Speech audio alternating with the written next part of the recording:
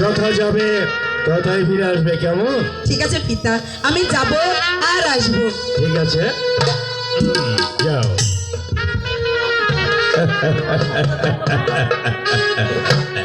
পাগলি মেয়ে যখন যেমন চায় তাই করে ফেলে, কিন্তু আমার পথের কাঁটা শয়তান ইব্রাহিম শিশু কামালকে আমি যতক্ষণ না এই দুনিয়া থেকে সরাতে পারছি ততক্ষণ পর্যন্ত আমি কেন হব না। আমি শুধু চাই